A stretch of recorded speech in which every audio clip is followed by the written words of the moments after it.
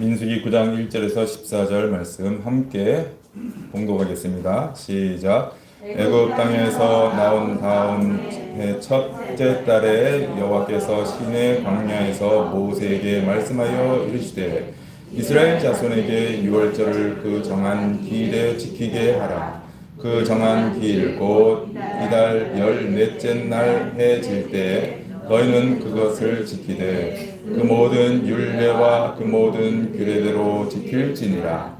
모세가 이스라엘 자손에게 명령하여 유월절을 지키라 하매 그들이 첫째 달 14째 날 해 질 때 시내 광야에서 유월절을 지켰으되 이스라엘 자손이 여호와께서 모세에게 명령하신 것을 다 따라 행하였더라.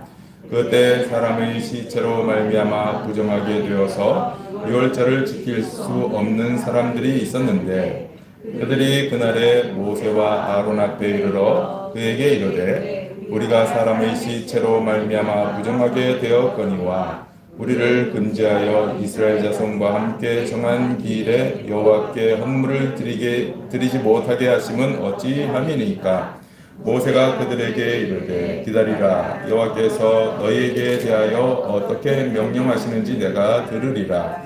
여호와께서 모세에게 말씀하여 이르시되 이스라엘 자손에게 말하여 이르라. 너희나 너희 후손 중에 시체로 말미암아 부정하게 되든지 먼 여행 중에 있다 할지라도 다 여호와 앞에 마땅히 유월절을 지키되 둘째 달 14째 날 해질 때 그것을 지켜서 어린 양의 무교병과 쓴나물을 아울러 먹을 것이요 아침까지 그것을 조금도 남겨두지 말며 그 뼈를 하나도 꺾지 말아서 유월절 모든 율례대로 지킬 것이니라.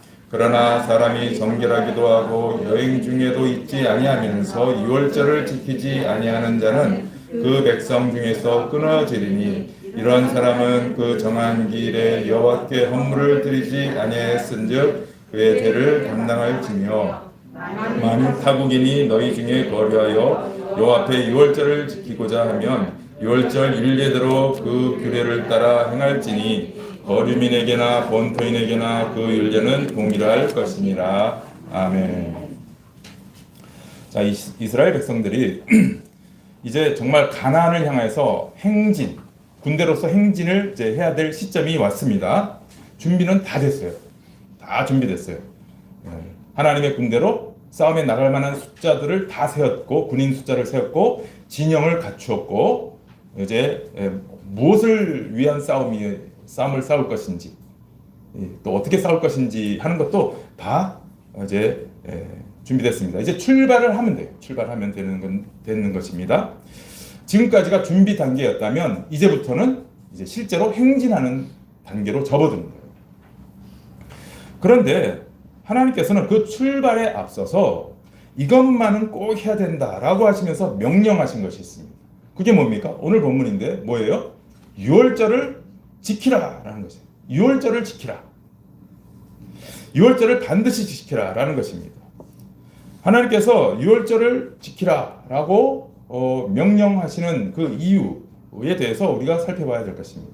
유월절은 뭐죠? 여러분 잘 아시다시피 제가 계속 얘기했다시피 이스라엘 백성들이 애굽에 있을 때 하나님이 10가지 재앙을 내리셨는데 10번째 이제 마지막 재앙이 뭐라 그랬습니까? 모든 장자, 애굽의 모든 장자를 죽이는 거예요. 장자를 죽인다는 것은 전부 다라고 했죠.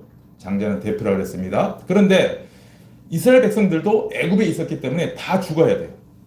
장자들이 다 죽어야 돼요. 그런데 그들은 죽지 않았어요. 왜 그렇죠? 하나님이 유월절 어린 양을 잡아라 그랬잖아요. 어린 양을 잡아서 어린 양을 대신 죽여서 피를 이렇게 문에 이렇게 바르면은 심판이 넘어간다. 그래서 넘을 월자에서 유월절입니다. 1, 2, 3, 4, 5, 6월 아니라 그랬어요. 넘을절이에요. 뭐가? 심판이 넘어갔다는 뜻이에요. 은혜로 구원받았다 이런 뜻입니다. 그러니까 그걸 지금 하나님께서 이제 행하도록 그렇게 말씀하고 계세요. 이스라엘 백성들에게 있어서 그들의 전 역사, 혹은 전삼, 이스라엘 백성들의 인생 속에서 전환점은 바로 유월절인 것입니다. 유월절 이전에 이스라엘이냐, 유월절 이후에 이스라엘이냐, 이게 완전히 달라지는 겁니다. 그래서 하나님께서는 그 유월절을 명령하신 게 어디냐면 출애굽기 12장인데요. 12장에서 뭐라고 그러시느냐면 이렇게 얘기해요. 유월절을 행하라고 이스라엘 백성들에게 지시하시면서 이 달을 너희에게 달의 시작 곧 해의 첫 달이 되게 하라. 유월절 잡는 이 달이 너희에게 있어서는 새로운 시작이다, 이런 뜻이에요. 여러분, 이집트에 날짜 세는 칼렌더가 없었습니까? 다 있었어요. 이집트에도 날짜 세고 다 했었어요. 그런데 그거 이제는 무시하고 너희가 이제 유월절 잡는 이때가 바로 너희에게는 새로운 첫 달이다, 출발점이다, 이렇게 말씀하시는 거죠. 이게 무슨 의미냐면은 너희들이 과거에 이집트에서 보냈던 시간과 삶이 어떠하든지 간에 그거는 이미 이제 끝났다. 그거는 나는 카운트하지 않겠다라는 뜻이에요. 이제부터 유월절 어린 양을 잡는 이 시점부터 너희는 나에게 있어서 의미 있는 시간을 갖는 것이다. 새롭게 출발하는 것이고 새 생명으로 살아가는 것이다 라는 의미예요. 이것을 우리에게 적용해 보면 우리 인생에 있어서 하나님께 의미 있는 시간은 언제부터냐? 유월절이 상징하는 바 예수 그리스도. 예수 그리스도를 믿고 난 다음부터가 하나님께 의미 있는 시간으로 카운트되지, 그 이전의 시간들은 하나님은 의미 없어요. 하나님께는 아무 의미 없는 삶을 사는 것입니다. 헛된 시간이고 허망한 시간이에요. 하나님께는. 그가 아무리 돈을 많이 벌었어도, 그가 아무리 정말 삐까번쩍한 삶을 살았어도, 아무리 부동산을 많이 갖고 있어도, 아무리 아파트가 많아도, 무슨 대단한 이 세상에 업적을 쌓아도, 아까 얘기했듯이 무슨 많은 선을 행했어도, 칭송을 세상으로부터 받아도, 아무리 잘 먹고 잘 살아도, 또 나름 가치 있게 살았다고 스스로 자부해도 하나님께는 인정받지 못하는 시간입니다. 그의 인생이 하나님께 의미 있고 가치 있는 시간은 언제부터라는 것입니까? 예수 믿고 구원받은 이후의 삶이에요. 하나님께서 이스라엘 백성들에게 유월절을 지키라고 하시면서 이 달을 너희의 첫 시작으로 삼아라 라고 하신 의미가 바로 그런 것입니다. 한 인생에게 있어서 예수 믿는 것은 그래서 너무너무 중요한 것입니다. 이보다 더 중요한 것은 없습니다. 왜 그렇습니까? 그 사람의 인생의 가치를 누가 결정하기 때문이에요? 여러분 인생의 가치를 누가 결정하는 거예요? 내가 결정하는 게 아니에요. 내가 내 인생의 가치를 결정하는 게 아니고 하나님이 결정하시는 것입니다. 왜요? 하나님이 창조하셨고 하나님이 마지막에 심판하시기 때문에. 그래서 하나님께 인정받느냐 못 받느냐가 결정적으로 중요한 것입니다. 모든 인생은 결국 하나님의 심판대 앞에 설 것이요, 그때 하나님께서는 이것으로 뭐예요? 유월절, 신약으로 따지면 예수 그리스도를 가지고 그 사람의 인생의 가치를 결정하실 것이기 때문입니다. 결국 그것으로 천국이냐 지옥이냐로 갈릴 것입니다. 여러분, 제가 지금 하는 이 말을 절대로 소홀히 여기지 마시기 바랍니다. 제가 이렇게 말을 하면 어떤 분은 속으로 정말 그렇게 했어? 라고 비웃는 분들이 계실 것입니다. 그러나 그런 분들도 반드시 어미하신 하나님의 심판대 앞에 서게 될 것인데, 그때는 절대로 속으로 비웃지도 못할 것입니다. 가볍게 여기지 못할 것입니다. 오히려 두려움에 떨게 될 것입니다. 여러분이 어떻게 생각하는지는 중요하지 않습니다. 여러분이 나는 지옥이 있다고 생각하지 않아. 천국이 있다고 생각도 하지 않아. 그런 거는 단지 위기의식을 주어가지고 뭔가 말을 잘 듣게 하려고 그렇게 하는 거야 라고 여러분이 생각하더라도 그건 중요하지 않습니다. 중요한 건 뭡니까? 그것이 사실이냐 아니냐가 중요한 거지 내가 생각하는 게 중요한 게 아니에요. 하나님은 그것이 진리임을, 정말임을, 진짜임을 말씀을 통해서 우리에게 수도 없이 알려주고 계십니다. 성경 말씀을 통해서 계속 알려주고 계세요. 하나님이 거짓말 하실 수 있는 분입니까? 거짓말 하실 수 없어요. 하나님은 진리만을 우리에게 말씀하시는 분입니다. 그래서 제가 여러분 누누이 말씀드리지만 인생의 삶을 살 때 끝이 좋아야 진짜 좋은 것입니다. 기껏 자기 나름대로 살았다고 자부했는데 끝에 가서 이게 아니다 라는 평가를 받으면 얼마나 허망한 인생입니까? 그것은 후회하는 인생이 될 것입니다. 실패한 인생이 될 것입니다. 나중에 가서 정말 이럴 줄 몰랐다. 아무 소용이 없습니다. 그런 인생만큼 불쌍한 인생도 없습니다. 제가 이렇게 분명히 전했는데도 불구하고 자기 생각을 고집하다가 끝에 가서 후회하지 말기 바랍니다. 저는 여러분 모두가 끝이 좋은 성공한 인생이 되기를 축복합니다. 아멘. 그럼 어떻게 하면 그렇게 되는가? 예수 그리스도의 십자가를 잊지 말고 예수 그리스도를 진정으로 믿고 그것을 자신의 전 인생의 근간으로 자기 삶의 근간으로 기초로 기원으로 삼으시고 살아가시면 되는 것입니다. 구원받는 것을 자기의 삶의 기반으로 삼고 나머지 모든 삶을 살면 되는 것입니다. 그것이 바로 제대로 사는 인생인 것입니다. 그래서 오늘 본문에서 하나님께서 이스라엘 백성들이 행진을 이제 해나갈 시점이에요. 행진을 해나갈 시점에 그 출발점에서 하나님께서 이스라엘 백성들에게 다시 한번 각성시키는 거예요. 굉장히 강조하죠. 유월절을 지키라라고. 그게 첫째 달 언제 했냐면 첫째 달 아까 첫째 달이 그 전에는 아무 소용이 없어요. 유월절 잡는 그 달이 첫째 달이에요. 하나님의 백성들에게는 첫째 달인데 첫째 달 14일에 유월절 어린 양을 잡게 돼 있어요. 그게 애굽에서 나올 때 하나님이 명령하신 것입니다. 그래서 14일 그 달 14일에 어린 양을 잡아 대속을 받았기 때문에 하나님께서 여기에 지금 오늘 본문에서 14일에 유월절을 지키라 라고 말씀하시는 것입니다. 근데 그 다음에 보시면 이것을 중요하게 여기는 부류와 그렇지 않은 부류가 나오는 것입니다. 중요하게 여기는 부류가 있습니다. 6절부터 12절까지 보십시오. 그때 사람이 시체로 말미암아 부정하게 되어서 유월절을 지킬 수 없는 사람들이 있었는데 그들이 그날에 모세와 아론 앞에 이르러 그에게 이르되 우리가 사람의 시체로 말미암아 부정하게 되었거니와 우리를 금지하여 이스라엘 자손과 함께 정한 기일에 여호와께 헌물을 드리지 못하게 하시면 어찌함이니까. 모세가 그들에게 이르되 기다리라. 여호와께서 너에게 대하여 어떻게 명령하시는지 내가 들으리라.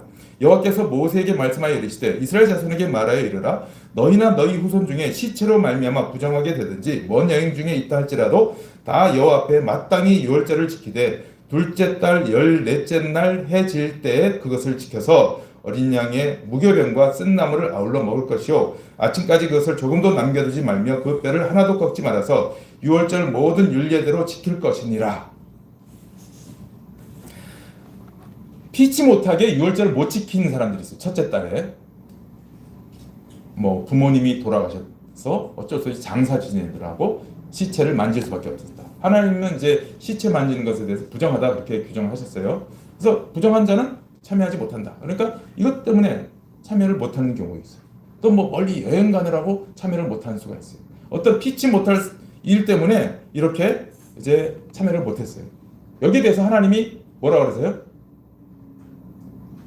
야, 네 사정이 그러니 어쩔 수 없지. 그냥 넘어가라. 이렇게 하신 게 아니에요. 그렇게 하시지 않았어요. 다음 달이라도 반드시 지키라. 그래서 둘째 달에 지키도록 했습니다. 여기 10절을 보십시오. 이스라엘 자손에게 이르라 너희나 너희 후손 중에 시체로 말미암아 부정하게 된지 먼 여행 중에 있다 할지라도 여호와 앞에 마땅히 유월절을 지키라. 마땅히는 반드시입니다. 반드시. 이거는 필수적이라는 뜻입니다. 그러니까 이걸 우리가 분명히 알고 정말 유월절은 중요하구나. 구약 백성 그렇게 생각해야 되고 신약에 있는 우리들은 예수 그리스도 그리고 예수 그리스도의 십자가는 나에게 있어서는 정말 가장 중요한 것이구나. 필수적이다. 이걸 명심해야 되는 것입니다. 근데 보세요. 여기에 그렇게 분명히 예수 그리스도 유월절은 나에게 정말 중요해. 정말 소중해. 라는 부류들은 어떻게 하느냐? 사장이 생겨서 어쩔 수 없이 지키지 못한 사람들 중에 못 지킨 상태로 넘어가는 것이 아니고 적극 항의하는 사람들이 있어요. 보세요. 6절.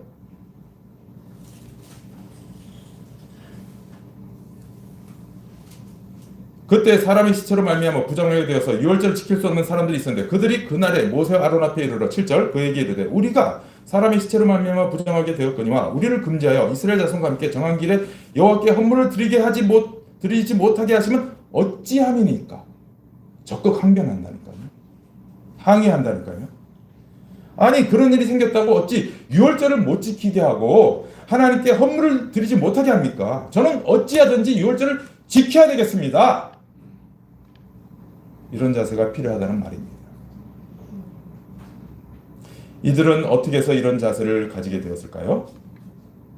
유월절의 중요함을 알았기 때문이에요. 유월절은 지금의 자기들을 있게 한 하나님의 놀라운 구원의 역사임을 그들은 알았기 때문이에요. 지금의 내가 있게 된 것은 전적으로 유월절 때문이다. 유월절 이전과 이후를 분명히 아는 사람이죠. 그래서 지금의 나는 유월절 때문에 이렇게 된 것이다. 유월절이 없으면 지금의 나도 없다. 그러면 나는 이 유월절을 꼭 지켜야 되겠다. 라는 것이에요. 이게 바로 유월절의 소중함을 아는 자, 예수 그리스도와 예수 그리스도의 십자가의 소중함을 아는 자의 태도예요. 그런데 그렇게 하지 않는 사람들이 있습니다. 소홀히 여기는 부류가 있습니다. 13절 보십시오. 그러나 사람이 정결하기도 하고 여행 중에도 잊지 아니하면서 아무런 핑곗거리가 없어요. 그런데도 유월절을 지키지 아니하는 자는 그 백성 중에서 끊어지리니 이런 사람은 그 정한 길에 여호와께 헌물을 드리지 아니하였은즉 그의 죄를 담당할지며. 이런 사람들은 왜 이렇게 할까요? 유월절이 자신에게 별로 중요하지 않기 때문이에요. 유월절과 내가 뭐 그렇게 깊은 관계가 있다고 그렇게 호들갑인가 라고 유월절을 하찮게 여기기 때문이에요. 애굽에 있는 거나 애굽에서 나온 거나 무슨 차이가 있는 거야? 애굽에 있을 때도 나였고 지금 광야에 있는데도 나야 나. 유월절 이전에도 나였고 유월절 이후에도 나야. 나는 나지 뭐.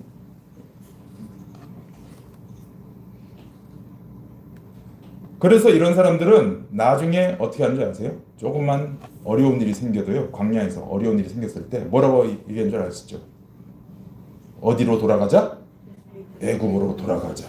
그러는 겁니다. 저쪽이 있나 이쪽이 있나 뭐 별반 차이가 없거든요. 오히려 저쪽이 더 나아 보여.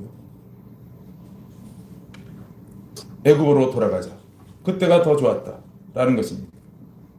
유월절이 무엇인지 아는 겁니까? 모르는 겁니까? 모르는 겁니다. 유월절과 자신이 깊은 관계가 없다라고 생각하는 것입니다.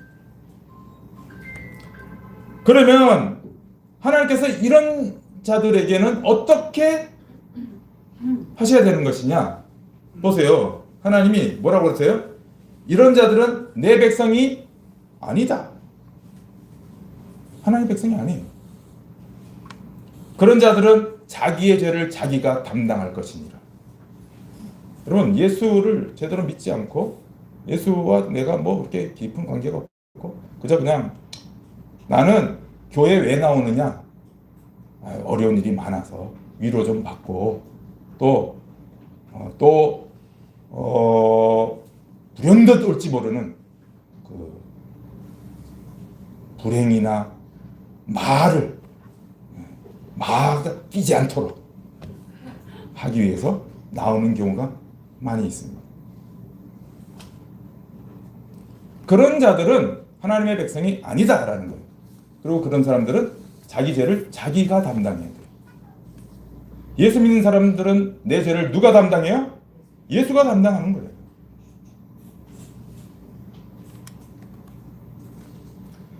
여러분, 그렇습니다. 교회 다니면 다가 아니에요. 교회에 나오는 이들 가운데도 두 부류가 있습니다. 예수 그리스도의 십자가의 죽으심이 자신에게 절대적으로 필요한 이들과 예수 그리스도가 십자가에 굳이 죽으셔야 되는가? 혹은 예수 그리스도가 십자가에서 죽든 말든 그것과 내가 무슨 상관이 있는가? 내가 교회에 와서 그저 위로받고 어려울 때 하나님의 도움을 받으려고 온 거지 다른 거 아니다. 이런 사람은 예수가 굳이 필요하지 않습니다. 자기 죄를 깊이 각성하지 않는 사람은 예수 그리스도가 필요 없어요. 그렇지 않아요? 당연한 겁니다. 아까 하이델베르그 보세요. 이문, 죄와 비참함 얘기 나오지 않습니까? 하이델베르크 문답이 바로 그것입니다. 얼마나 비참한 존재였고 얼마나 부패한 자인지를 알지 못하면은 예수 그리스도를 믿을 이유도, 예수 그리스도가 필요하지도, 예수 그리스도 먼 아련히 들려오는 메아리에 불과한 것입니다. 자신이 괜찮은 사람이라고 생각한다면, 자신은 하나님께서 나 정도는 정말 좋게 봐주셔야 된다고 생각한다면 예수가 필요 없는 것입니다. 하나님 앞에서 자기의 실체를 밝히 깨닫고 알 때 그리스도를 꼭 붙잡게 되는 것이에요. 그걸 어디 가서 극명하게 여러분이 피부로 정말 뼛속 깊이 알게 되느냐면 마지막 심판 때에서요. 여러분의 죄를 여러분 각자가 담당할 것인가? 무서운 그 죄와 심판에 대해서 여러분 각자가 마지막 심판 때에서 여러분이 직접 담당하는 것만. 아니면 거기서 저는 예수님을 믿는데요, 예수께서 내 죄를 다 짊어지셨는데요 라고 담대하게 얘기할 수 있는가?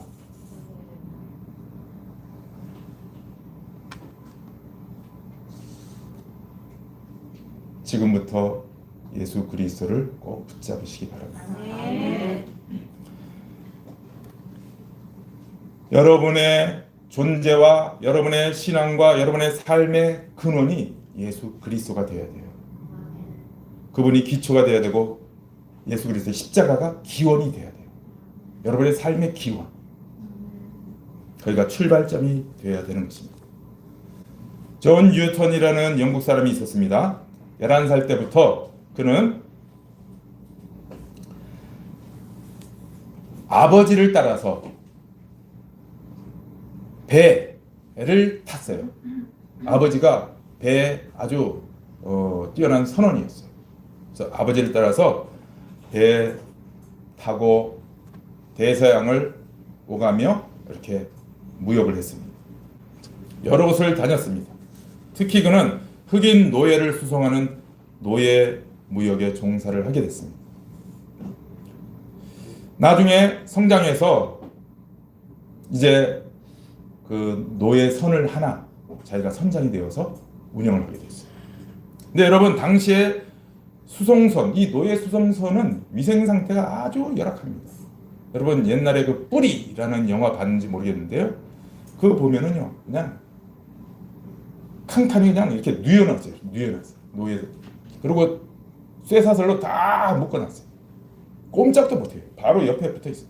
이걸 그냥 몇 날 며칠 이렇게 가는 거예요. 얼마나 비참한지 몰라요. 그래서 나중에는 목적지에 도착하면은요, 막 각종 병에 탈수에 영양실조에 막 죽어나가는 그런 흑인들이 많았습니다. 존 뉴턴도 노예에 대한 이러한 대우를 당연하게 여겼어요. 왜냐하면 뭐 이게 생업이니까. 그냥. 당연히 저들은 그냥 노예니까. 이렇게 생각했습니다. 근데 1748년 5월 10일 그가 22살 때 젊은 선장이 되어서 이렇게 배를 항해하고 이제 노예를 싣고 돌아오는 길에 어마어마한 전기를 경험하게 됩니다.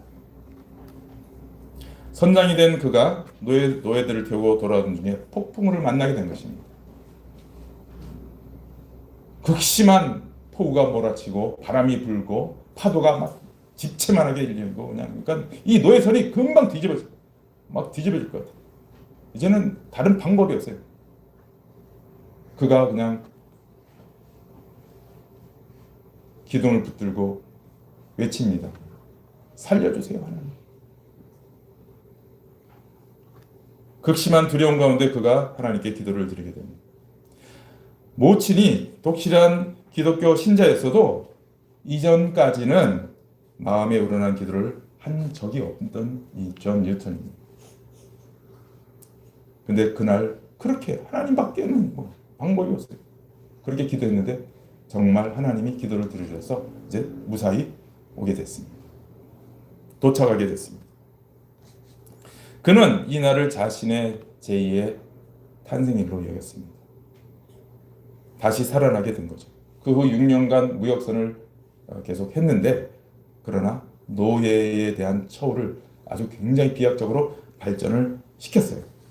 하지만 나중에 그가 그 일을 그만두고 신학을 공부하고 성공의 사제가 된 다음에야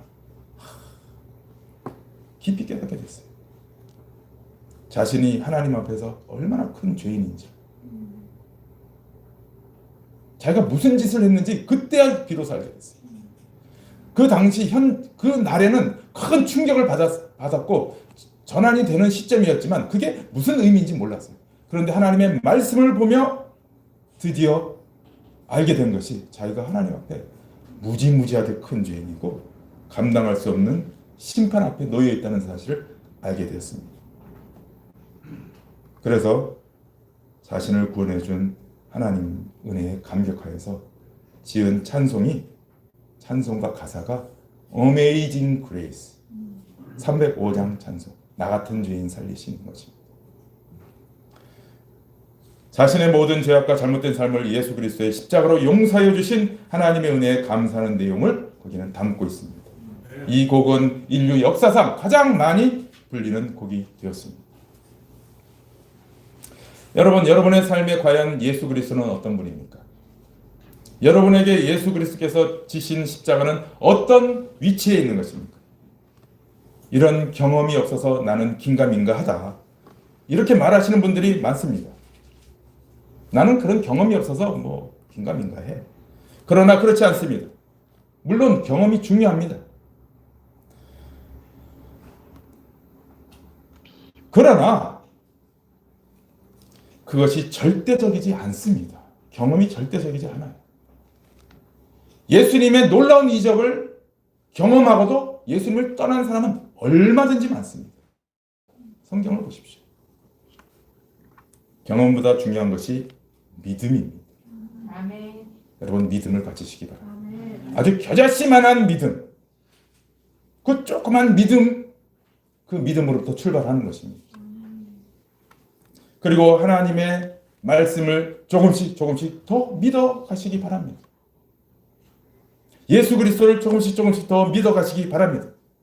하나님은 반드시 여러분의 믿음을 확장시켜 주시고 더 크게 하시고 더 견고하게 해 주실 것입니다. 그리고 결국 누가 뭐래도 예수 그리스도는 나에게 있어서 절대적으로 소중한 분이다. 나는 내 인생에 있어서 예수 그리스도 빼면 나는 아무것도 아니다 라는 고백을 하게 될 줄로 믿습니다. 그리고 하나님께서 베푸시는 그 놀라운 은혜를 날마다 경험하면서 살아가시게 될 것입니다. 여러분, 우리의 입술에서 매 순간 죄에서 나를 구원해주신 하나님, 그리고 나를 위해서 대속하신 예수 그리스도, 그것을 일깨워 주시는 성령 하나님, 그 삼위일체 하나님의 놀라운 역사를 우리가 남은 일생 동안에 계속 더 깊이, 더 많이, 더 크게 경험하면서 살아가시게 될 것입니다. 그리고 마지막 때, 하나님 앞에 설 때 우리 모두의 고백이 뭡니까? 나는 예수 그리스도의 제자입니다. 나는 예수 그리스도밖에 없습니다. 이 고백을 함으로 하나님께서 기뻐하시는 주의 백성들이 다 되실 것입니다. 그 자리에 이르도록 남은 신앙의 여정 이제 많습니다. 그러나 하나님이 이스라엘 백성들에게 그러셨던 것처럼 여러분의 남은 전 인생의 가장 근간, 기초, 근원, 기원 뭘로 가지시라고요? 예수 그리스도와 그리스도의 십자가로 가지시기를 주님의 이름으로 부탁드립니다.